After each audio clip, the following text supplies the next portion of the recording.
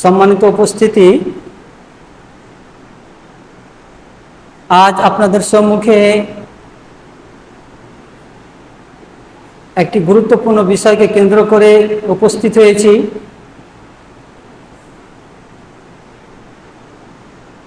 সেই বিষয়ের উপর কিছু বলার চেষ্টা করব ইনশাআল্লাহুল আজিজ। আমা তৌফিক ইল্লা বিল্লাহ।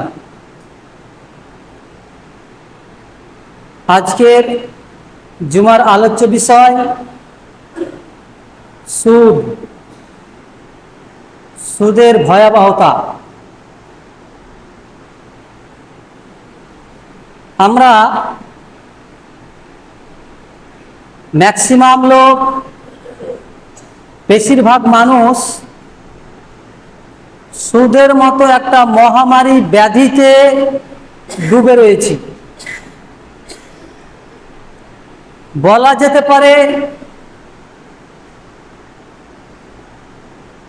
৮০ থেকে ৯০% মানুষ, এটা আমার ধারণা, বেশিও হতে পারে কমও হতে পারে,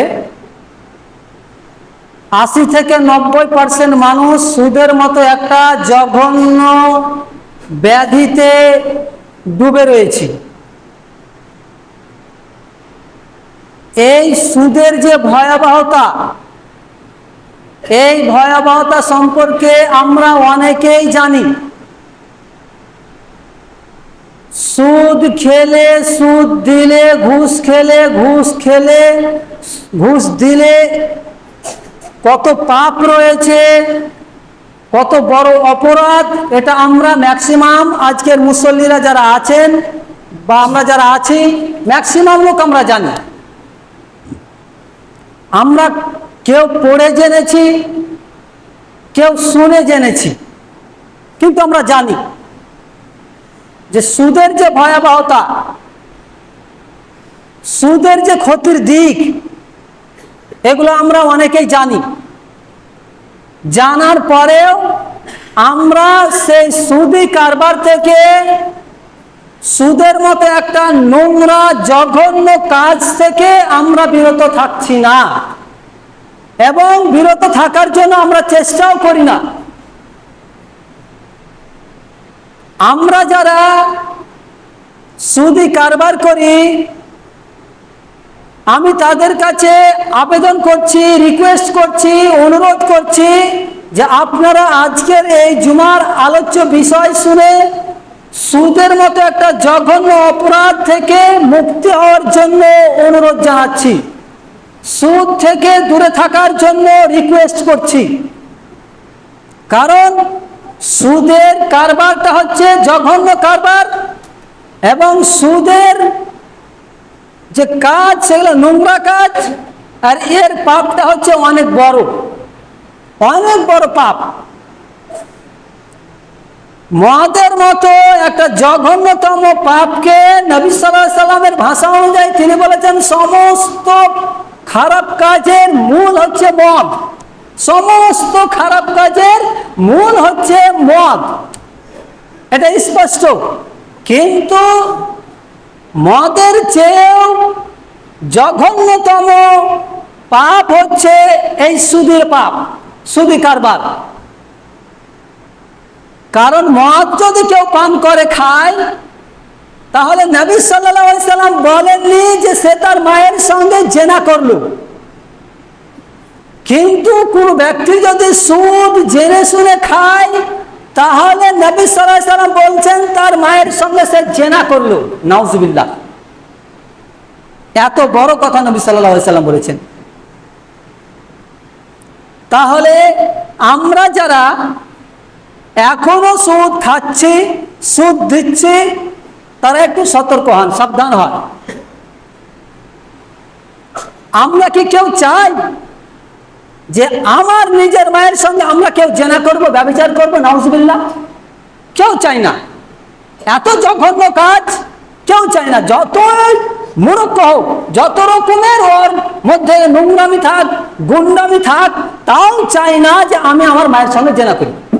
কেউ চাই না, পৃথিবীর কোনো মানুষ চাই না। তাহলে চিন্তা করুন, সুদি কারবারটা, সুদি লেনদেনটা কত জঘন্যতম অপরাধ, প্রচুর বড় অপরাধ, অনেক বড় অপরাধ, যে কথা স্পষ্ট আল্লাহ সুবহানাহু ওয়া তাআলা নিজেই বলেছেন। কি বলছেন? যে তোমরা সুদকে, যেই সুদ সংকুচিত হয়, এই সুদকে তোমরা ত্যাগ করো। সুদ খেলে কি হয়? অর্থ সম্পদ কমে যায়, সংকুচিত হয়ে যায়। আর দান করলে, সাদকা করলে ধন সম্পদ বৃদ্ধি পায়। নবী সাল্লাল্লাহু আলাইহি সাল্লাম বলছেন যে সুদ এমন একটা জিনিস যে আপনার মাল সংকুচিত হয়ে যায়, কমে যায়। আর সাদকা করলে, দান করলে আপনার ধন সম্পদ বৃদ্ধি পায়, বেড়ে যায়। এটা আল্লাহর কথা। এর উপর কি আমাদের ঈমান আছে? বিশ্বাস আছে? আমাদের অনেকেরই বিশ্বাস নেই, অনেক মানুষের বিশ্বাস নেই। কিভাবে বিশ্বাস নেই আপনাকে দেখাচ্ছি। আমরা বলি বা অনেকে বলে থাকি যে সুদ নিলেই তো, গ্রহণ করলেই তো আমার টাকা পয়সায় উন্নতি হয়, এরকম আমরা বলে থাকি। কিন্তু না, সুদ যারা ভক্ষণ করবে, সুদ যারা লেনদেন করবে, সুদের যারা সাক্ষী থাকবে, তাদেরকে নবী সাল্লাল্লাহু আলাইহি সাল্লাম সকলের উপরে অভিশাপ দিয়েছেন। আল্লাহ সুবহানাহু ওয়া তাআলার তরফ থেকে অভিশাপ, লাআনাত তাদের উপরে। যারা সুদ নেবে, যারা সুদ দিবে, যারা সুদের সাক্ষী থাকবে, লেখালেখি করবে, সকলেই সমান পাপী, একই পাপ, কম বেশি নয়। অতএব সুদের মতো জঘন্য অপরাধ থেকে প্রত্যেকটা, বিশেষ করে প্রত্যেক মুসলিমকে বাঁচা ফরজ। আজকে দেখা যাচ্ছে মানুষদের মধ্যে তো সুদে আমরা জর্জরিত, পুরুষ মানুষের, পুরুষ মানুষরা, এরপরে মহিলারাও সুদে ডুবে গেছে। এখন বেশিরভাগ মহিলারাই সুদি কারবার করছে। কারণ এমন একটা সুদ আমাদের সমাজে এসেছে, আমাদের সমাজে, আমাদের দেশে, আমাদের রাষ্ট্রে চালু হয়েছে, যেই সুদটা মহিলারা না হলে সেই সুদ দেওয়া যাবে না। তার নাম হচ্ছে বন্ধন। সকলে জানেন এই বন্ধন, এই বন্ধনের মতো সুদি কারবার আপনাকে ছাড়তে হবে আজকে থেকে। যদি আপনি মুসলিম হন, ঈমানদার হন, যদি আপনি কোরআন এবং হাদিসকে বিশ্বাস করেন, আল্লাহ সুবহানাহু ওয়া তাআলাকে, নবী মুহাম্মদুর রাসূলুল্লাহ সাল্লাল্লাহু আলাইহি সাল্লামের প্রতি বিশ্বাস থাকে, ঈমান থাকে, তাহলে আজকে থেকে আপনাকে ত্যাগ করতে হবে। আজকে থেকে, আজকেই তওবা করতে হবে আপনাকে। মসজিদের ভিতরে, মসজিদের ভিতরে তওবা করে আপনাকে বের হতে হবে। তবে জানবো যে আপনার মধ্যে ঈমান রয়েছে, তবে জানো আপনার মধ্যে মনুষ্যত্ব বোধ রয়েছে, আপনি মানুষ। নচেত আপনাকে জানবো কুকুর শ্রীগাল, আপনি কুকুর শ্রীগালের মতন আপনি। প্রিয় মুসলিম সমাজ, আল্লাহ সুবহানাহু ওয়া তাআলা পবিত্র কোরআনে স্পষ্ট বলেছেন সুদি কারবারকে, সুদি কারবার যে কত ভয়ানক, সুদি কারবার যে কত জঘন্য অপরাধ, এই ব্যাপারে অনেক হাদিস এবং কোরআন আল্লাহ সুবহানাহু ওয়া তাআলা কি করেছেন? নাজিল করেছেন। কোরআনের আয়াত অনেক রয়েছে এবং নবী সাল্লাল্লাহু আলাইহি সাল্লামের পক্ষ থেকে হাদিস, অনেক হাদিস রয়েছে। একদিনে অত হাদিস, একদিনে অত কোরআনের আয়াত বলা সম্ভব নয়। আপনাদেরকে সামান্য টাচ দিচ্ছি, গুরুত্বপূর্ণ কিছু আপনাকে পয়েন্ট বলে আমার খুতবা ইতি করবো ইনশাআল্লাহ। আমরা শুনছিলাম যে আল্লাহ সুবহানাহু ওয়া তাআলার সুদি কারবারকে, যারা সুদি কারবার করবে তাদের অর্থ সম্পদ সংকুচিত করে দিবেন, এবং যারা সাদকা করবে, দান করবে, তাদের মালে আল্লাহ সুবহানাহু ওয়া তাআলা, তাদের ধন দৌলতে, সম্পদে আল্লাহ সুবহানাহু ওয়া তাআলা কি করবেন? বরকত দিবেন, তাদের বৃদ্ধি করবেন। এটা আল্লাহ সুবহানাহু ওয়া তাআলার কথা। এরপর আল্লাহ সুবহানাহু ওয়া তাআলা বলছেন, ইয়া আইয়ুহাল্লাযীনা আমানুত্তাকুল্লাহা ওয়া দারু মা বাকিয়া মিনার রিবা ইন কুনতুম মুমিনিন। স্পষ্ট আল্লাহ সুবহানাহু ওয়া তাআলা বলছেন সূরা বাকারার মধ্যে, হে ঈমানদারগণ, হে ঈমানদারগণ, হে মুমিনগণ, তোমরা আল্লাহ সুবহানাহু ওয়া তাআলাকে ভয় করো। আর সুদি কারবার যে রয়েছে, যা সুদের বাকিয়া রয়েছে, সেগুলো তোমরা ত্যাগ করো, সেগুলো তোমরা কি করো, ছেড়ে দাও, যদি তোমরা মুমিন হও। এটা আয়াতের অর্থ বললাম। ঈমানদারদেরকে ডাক দিয়ে আল্লাহ সুবহানাহু ওয়া তাআলা বলছেন, হে ঈমানদারগণ, সুদের যে বাকিয়া জিনিস রয়েছে, ধন সম্পদ রয়েছে, সেগুলো তোমরা ত্যাগ করো যদি তোমরা মুমিন হও।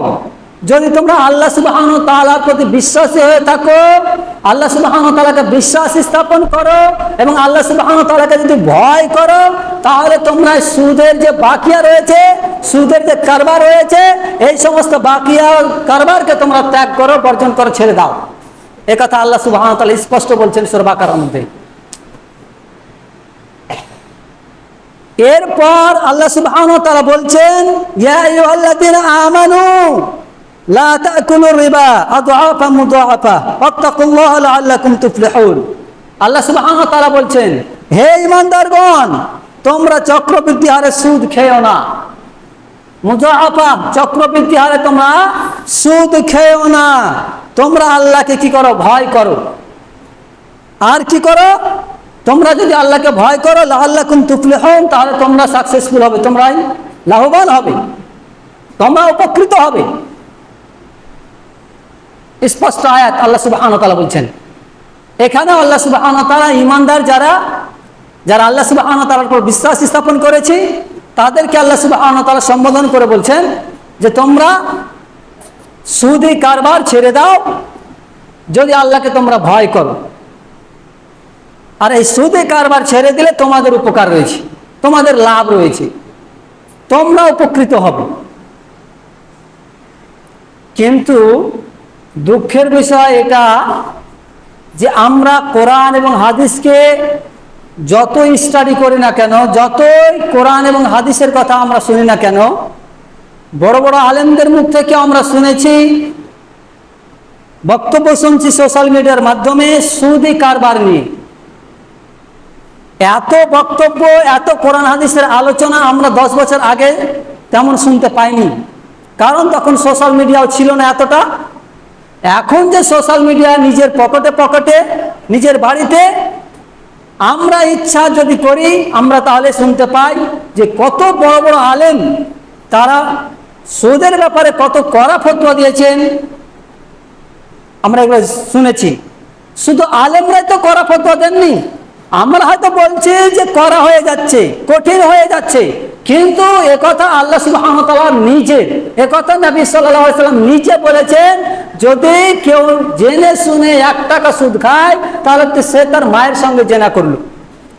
36 বার জেনা করে যা পাপ, তার চেয়ে পাপ হচ্ছে আপনার 1 টাকা সুদ খাওয়া।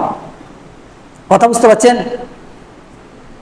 36 বার জেনা করে যা পাপ হবে, 1 টাকা সুদ খেলে তার চেয়ে বেশি পাপ হবে। তাহলে সুদি কারবারটা কত জঘন্য। আর আপনাকে বলি, যারা আমরা সুদি কারবারে জর্জরিত, ওতপ্রোতভাবে জড়িত, তারা আমরা খুব ভালোভাবেই জানি যে আজ থেকে 10-15 বছর আগে অনেকেই আমরা বই করেছিলাম, অনেকেই অনেক রকমের নাম দিয়ে আমরা কোম্পানিতে নেমেছিলাম, বই খুলেছিলাম। আজকে তাদের অবস্থা দেখুন একবার, আল্লাহ সুবহানাহু ওয়া তাআলার কথার সঙ্গে মিলছে কিনা আপনি একটু তাদের দিকে লক্ষ্য করুন। যারা 10-15 বছর আগে কোম্পানি থেকে বই খোলার জন্য সব ছুটে বেড়াচ্ছিল বাড়িতে বাড়িতে, তাদের অবস্থাটা দেখুন। আমাদের এলাকাতে অনেক ভাই রয়েছে, তাদের অবস্থা দেখুন, তারা কোন পর্যায়ে গেছে। তাদের না আছে কোনো মান সম্মান, না আছে তাদের ইজ্জত, না আছে তাদেরকে পাবলিকে তাদেরকে শ্রদ্ধা করে না, সম্মান করে, কেউ করে না। কারণ তার কাছে টাকা পায়, সে ঋণী হয়ে আছে অনেক মানুষের কাছে। সে কত রকমের লজ্জিত হচ্ছে, কত রকমের অপমান হচ্ছে। অপমান হওয়াটা স্বাভাবিক, অপমান হতেই হবে। কারণ আল্লাহ সুবহানাহু ওয়া তাআলার কথা যদি ওভারটেক করি, আল্লাহ সুবহানাহু ওয়া তাআলার কথাকে যদি আমরা অমান্য করি, নবী মুহাম্মদ সাল্লাল্লাহু আলাইহি সাল্লামের থিওরি অনুযায়ী যদি আমরা বাস্তবে রূপ না দিই, তাহলে আমাদের অপমান হতেই হবে। আর আল্লাহ সুবহানাহু ওয়া তাআলা বলছেন, নবী সাল্লাল্লাহু আলাইহি সাল্লাম বলেছেন, যারা সুদে কারবার করবে তারা একদিন না একদিন নিঃস্ব হবেই হবে, হতে বাধ্য। সে হবে না, তার প্রজন্ম, তার সন্তান সন্ততি হবে, হবেই হবে। আপনি একটু লক্ষ্য রাখুন আমাদের এই অঞ্চলের দিকে, আমাদের এই দেশের দিকে কি অবস্থা ছিল, আজকে তাদের অবস্থা কিরূপ দাঁড়িয়েছে। এছাড়া আল্লাহ সুবহানাহু ওয়া তাআলা বলছেন যে যারা সুদের সঙ্গে জড়িত তাদেরকে হুঁশিয়ারি বার্তা আল্লাহ সুবহানাহু ওয়া তাআলা দিয়েছেন সূরা বাকারার মধ্যে। কি হুঁশিয়ারি বার্তা? যারা সুদ খাবে, সুদের সঙ্গে যারা জড়িত, তাদের হুঁশিয়ারি বার্তা এত কঠিনভাবে আল্লাহ সুবহানাহু ওয়া তাআলা দিয়েছেন যে সুদ যারা খেলো, তারপরে সুদি কারবার জানতে পারলো যে এটা সুদ, প্রকাশ্যভাবে জানতে পারলো যে এই কাজটা সুদের কাজ, সুদি কারবার, এটা জানতে পারলো, আলেম ওলামাদের মুখ থেকে শুনতে পেল, জানতে পারলো, কোরআন হাদিস বুঝে সুঝে সে জানতে পারলো, পড়াশোনা করে স্টাডি করে সে জানতে পারলো। এরপর যদি সে সুদি কারবার ত্যাগ না করে, বর্জন না করে, আল্লাহ সুবহানাহু ওয়া তাআলার পক্ষ থেকে এবং নবী সাল্লাল্লাহু আলাইহি সাল্লামের পক্ষ থেকে তার উপর যুদ্ধের ঘোষণা করা হয়েছে। যুদ্ধের ঘোষণা, এত ভয়ঙ্কর কথা আল্লাহ সুবহানাহু ওয়া তাআলা নিজে বলেছেন। আপনি কি আল্লাহ সুবহানাহু ওয়া তাআলা এবং নবী মুহাম্মদ সাল্লাল্লাহু আলাইহি সাল্লামের সঙ্গে যুদ্ধ করতে চাইছেন? আপনি এত বড় বাহাদুরি হয়ে গেছেন? যদি আপনি বাহাদুর না হন, পালওয়ান না হন, তাহলে আপনাকে ইমিডিয়েটলি প্রতিজ্ঞাবদ্ধ নিয়ে এই মসজিদ থেকে উঠে যেতে হবে, নচেত আপনি মুনাফিক। বক্তব্য শোনার পরে যদি বক্তব্যের কোরআন হাদিসের কথা না মানেন, কোরআন হাদিসের কথা প্রায়োরিটি না দেন, তাহলে আপনি যখন মৃত্যুবরণ করবেন আপনার মৃত্যুটা হবে মুনাফিকি মৃত্যু। অতএব সাবধান, বুঝে সুঝে সুদি কারবার করার চেষ্টা করবেন, বুঝে সুঝে, যেগুলোতে সুদি কারবার নেই, যেগুলোতে কোনো রকমের সন্দেহ নেই, সেগুলো করবেন। এখন পাশ্চাত্য দেশগুলো, ইহুদি খ্রিস্টানরা চায় প্রত্যেক মুসলিমকে তারা সুদের মতো জঘন্য অপরাধে সামিল করাতে তারা চায় যে মুসলিমরা যাতে করে জান্নাত না যেতে পারে, তারাও যাতে করে আমাদের সঙ্গে জাহান্নামে যায়, তারাও যাতে করে আমাদের বন্ধু হয়ে জীবনযাপন করে। এটা ইহুদি খ্রিস্টানরা সর্বব্যবস্থায় তারা চিন্তা ভাবনা করে কাজ করছে। আর এই সুদি কারবার এসছে ইহুদি খ্রিস্টানদের কাছ থেকে, এই সুদি কারবারগুলো আসছে পাশ্চাত্য দেশ থেকে। এগুলো আমাদের ভাবতে হবে, এগুলো আমাদের শিক্ষা অর্জন করতে হবে, তবে আমরা বুঝতে পারবো। আমাদের মধ্যে তো বিদ্যা নেই, আমাদের পেটে বিদ্যা নেই, আমাদের বিদ্যা তো নেই, আমাদের বুদ্ধিও কমে গেছে, বুদ্ধিও নেই। বুদ্ধি যদি থাকতো তাহলে আমরা এই সুদি কারবারের দিকে যেতাম না। এখন আবার এরকম সুদি কারবার হচ্ছে, অনেক প্রলোভন দেখে যে এখানে কোন রকমের সুদি কারবার নেই, তারপরে দেখা যাচ্ছে, তলিয়ে দেখা যাচ্ছে সেখানে সুদি কারবার আছে। আমরা দেখেছি এবং দেখতে পাচ্ছি। আপনাকে আমাকে বলছেন যে এখানে কোন রকমের সুদি লেনদেন নেই, কিন্তু সেটা যদি তলিয়ে দেখতে যাই, গবেষণা করে দেখতে যাই আমরা, তাহলে দেখবো সেখানেও সুদি কারবার রয়ে গেছে। এগুলো মানুষদেরকে ধাপ্পা দেওয়া, এগুলো মানুষদেরকে বোকা বানানো। অতএব সেখান থেকে সাবধান। যেখানে আপনার সন্দেহ আছে সেখানে যাওয়া যাবে না। সন্দেহমুক্ত জীবনযাপন করতে হবে আপনাকে, সন্দেহমুক্ত জীবনযাপন করুন, তবে আপনি বাঁচবেন। যেখানে সন্দেহ আছে সেখানে যাবেন না। অনেকে আমরা প্রশ্ন করে থাকি, কিছুদিন আগে আমাদের ঈদ চলে গেল, ঈদুল আজহা, আমরা অনেকেই সন্দেহ সন্দেহ থাকে আমাদের যে এই গরুটা, এই বকরিটা, এই ছাগলটা কুরবানি হবে না হবে না, এই যে সন্দেহ। আপনার যদি সন্দেহ থাকে আপনি কুরবানি দিবেন না। অনুরূপভাবে যদি আপনার সন্দেহ জাগে যে না এখানে সুদি কারবার আমার মধ্যে মনে হচ্ছে আছে, অতএব সেখানে যাওয়াই যাবে না, টোটালি যাওয়া যাবে না সন্দেহ জাগাতে, অতএব সাবধান থাকুন। এরপর সুদের যে ভয়াবহতা, সুদের বেশ ভয়াবহতা রয়েছে। আপনাকে আমি শোনাচ্ছি, আমার বেশ কিছু পয়েন্ট নোট করা আছে, একদিন হয়তো বলা সম্ভব নয়। সুদের কিছু পয়েন্টগুলো আপনাদেরকে বলছি। সুদের ভয়াবহতার যে প্রমাণ, তার দলিল আপনাকে দিচ্ছি।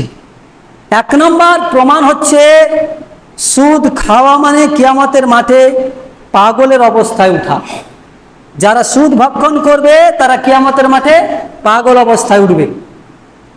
সূরা বাকারা 275 নম্বর আয়াতে কথাটা আছে। 2 নম্বর, সুদ খাওয়া মানে আল্লাহ তার রাসূলের সাথে যুদ্ধের ঘোষণা করা। এটা রয়েছে সূরা বাকারা 278 থেকে 279 নম্বর আয়াতে। যারা সুদ খাবে, সুদ দেবে, তারা আল্লাহ এবং আল্লাহ রাসূলের সঙ্গে যুদ্ধের ঘোষণা করলো। নাম্বার 3, সুদ খাওয়া মানে কিয়ামতের মাঠে শ্বাস রোধ করে ওঠা। আপনার শ্বাস রোধ হয়ে থাকবে, আপনি সেইভাবে আপনি কিয়ামতের মাঠে উঠবেন। এরপর সুদ খাওয়া মানে এর কাজ হচ্ছে জঘন্য, আর এই সুদ খাওয়া মানে তার জন্য বৈধ করে নেওয়া কিয়ামতের আযাব, অর্থাৎ আযাবটাকে তার জন্য বৈধ করে নেওয়া। সুদ খাওয়া মানে তার জন্য বা নিজের জন্য সে কি করলো, আযাবটাকে বৈধ করে নিল। নাম্বার 5, সুদ খাওয়া মানে এলাকাতে খাদ্যের অভাব দেখা দেওয়া। সুদ আমরা দেখতে পাই, বা এখন বর্তমানে আপনারা দেখতে পাচ্ছেন যে আমাদের সাগরদিঘির আর অঞ্চল, যেটা আমরা বলছি, আমাদের 5-10 বছর আগে যেভাবে আমাদের জমিগুলো চাষ হয়েছে, যেভাবে জমিতে ফসল হয়েছে, ধান হয়েছে, ধান উৎপাদন হয়েছে, আজকে 5-7 বছর থেকে আমরা সেই জমিগুলো চাষ করতে পারছি না। তার মানে সুদের মতো একটা জঘন্যতম কাজে আমরা হাবুডুবু খাচ্ছি, সুদের মতো জঘন্য কাজে আমরা প্রত্যেকে জড়িত। এই জন্য আল্লাহ সুবহানাহু ওয়া তাআলা এই খাদ্যের সংকট দেখা দিয়েছেন। আল্লাহ সুবহানাহু ওয়া তাআলা খাদ্যের অভাব দিবেন, এই জন্য এগুলো ভাবতে হবে। আপনার তো বুদ্ধি থাকলে ভাববেন, আপনার জ্ঞান থাকলে আপনি ভাবতেন যে আজকে আমরা সেই সাগরদিঘির মাটিতে কত রকমের আমরা ফসল উৎপাদন করতাম, বিশেষ করে ধান। ধান প্রত্যেকেরই সেই জায়গা থেকে আসতো, কিন্তু এখন আল্লাহ সুবহানাহু ওয়া তাআলার অনাবৃষ্টির কারণে, বৃষ্টি না হওয়ার কারণে আমরা সেই জায়গাতে জমি চাষ করতে পারছি না। এগুলো আপনাকে বুঝতে হবে। এগুলো কেন হচ্ছে? সুদের মতো কারবারে আমরা যুক্ত হয়ে গেছি, এর জন্য হচ্ছে। নাম্বার 6, সুদ খাওয়া মানে পেটের মধ্যে সাপ ঢোকানো। যারা সুদ খাবে তাদের পেটে সাপের মতো বেড়ি দেওয়া থাকবে, সাপের মতো। তাদের পেটটা এমন ভাবে ফুলে যাবে, কিয়ামতের মাঠে তারা বুঝতে পারবে। তাদেরকে দেখানো হবে যে তুমি এই সুদের মতো জঘন্য অপরাধে ডুবেছিলে, এই জন্য তোমার এই পেটের অবস্থা এরকম। নাম্বার 7, সুদ খাওয়া মানে আপন মায়ের সঙ্গে ব্যভিচার করা। নাউজুবিল্লাহ। এটা আপনার জানেন মনে থাকে, এই পয়েন্টগুলো যাতে মনে থাকে। সুদ ভক্ষণ করা মানে মায়ের সঙ্গে ব্যভিচার করা, এই কথাটা যেন আপনার মনে থাকে। যখন সুদের কারবারের দিকে যাবেন তখন আপনারা এই কথাটা ব্রেনে আনবেন যে এত বড় কথা নবী সাল্লাল্লাহু আলাইহি সাল্লাম বলেছেন। আজকের খুতবাতে আমরা শুনলাম যে নবী সাল্লাল্লাহু আলাইহি সাল্লাম বলেছেন সুদ খাওয়া মানে মায়ের সঙ্গে ব্যভিচার করা। এত বড় অপরাধ, এত বড় জঘন্যতম অপরাধ, আমি কি করতে পারি? আমার কি মনুষ্যত্ব নেই? আমি কি অমানুষ? আমি কি পশু হয়ে গেছি? আমার বিবেক কি হারিয়ে গেছে? এগুলো প্রশ্ন করবেন। সম্মানিত উপস্থিতি, টাইম প্রায় শেষের দিকে, আমি 2-1টি কথা বলে আমার খুতবাটি করব। পরিশেষে উপসংহারে এটাই বলতে চাইছি, আমরা যারা সুদের মতো লেনদেনে যুক্ত হয়েছি, যারা জড়িত আছেন, যুক্ত আছেন, তাদেরকে আমি অনুরোধ করছি, আজ থেকে প্রতিজ্ঞাবদ্ধ নিন যে সুদের মতো জঘন্যতম কাজে আমি যাতে যুক্ত না থাকি। আজ থেকে আপনাকে এই কাজটার চেষ্টা চালিয়ে যেতে হবে। আপনি একটু চিন্তা করুন